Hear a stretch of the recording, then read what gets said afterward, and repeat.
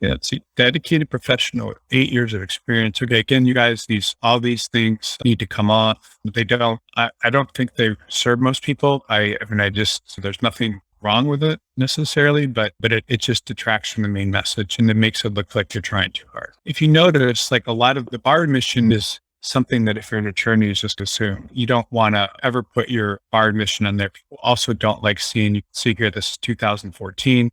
And the person graduated from law school in 2012. Regardless of why there's a 2-year gap, you just don't want to have that. You don't want to show that. So just take off that or put your bar admissions at the end. I think a lot of people are very proud of the bar. So you can see here that this particular attorney that was a paralegal for several years went down right at the very top, September 19th, the current bar admission because they graduated in 2015. So now they want everyone to know they passed the bar. Or took the bar, and maybe they hadn't taken it before. And so the bar needs to come really towards the bottom. Just don't put the dates, just let people assume that. Don't put GPAs that are not really high in your resume. And I would combine these. I would just say JD 2012, LLM or below 2013, and just combine these into one. And then I don't think there's a need to put GPAs that aren't really good. I don't think study abroad is on there. Most of this stuff just has to come off. And it's just the reason is you've been out of law school for a long time. And I don't even know about the campus. I don't know if it's Western Michigan. I think Auburn Hills is in Detroit area. So that would be Eastern Michigan. I guess it's okay to have another campus. Again, you speak Japanese, put that on your resume, but don't talk about all this international study. It's just that the thing is a lot of people can't afford to go overseas and study and stuff. And so they resent it. So it's just something, and it's not anything I care about, but you need to be careful. Okay, let's see your professional experience. Arab Community Center for Economic and Social Services. I don't know what these things are here. Bar association. So unless it's something that means something, high yoga. I should get a high yoga class in Roy or something like that when I was in Michigan. Okay, so this particular resume here, this person doesn't have a lot of legal experience. And having been a legal intern is probably not, these legal internships probably aren't going to help very much. So you want to put those towards the bottom or not even really list them at all because they were so long ago. I guess you could list them, but you pretty much want to talk about your existing as an independent contractor. February 17th, July 2019, you were working. So I don't know that probably don't.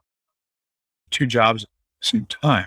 So what I would do is I would basically try to lead with your current job. You can put down, this is more, I don't know what this is. So this UHV restoration legal group, but a lot of the stuff that's going on here is you have criminal stuff, and you have immigration, you have all these volunteer things you've done, and then you have all these different affiliations. And so people need to be guided towards one thing. And I don't know, what you're doing here. You've been at the same job for a good length of time, like 8 years, which is great.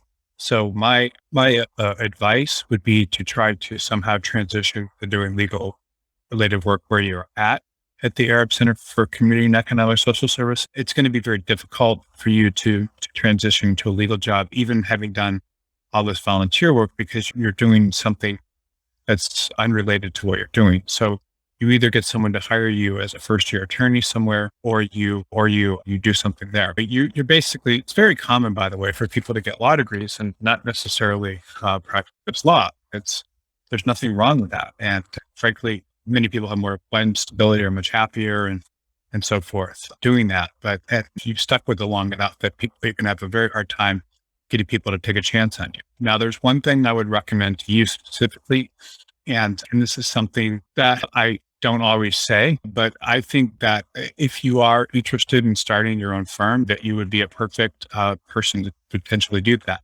You can do consumer bankruptcies. You can also do immigration. And I know tons of attorneys that have started their own firms and had a lot of luck doing that. And especially older attorneys that have been out of school 10 or 15 years. I know younger attorneys that have done it.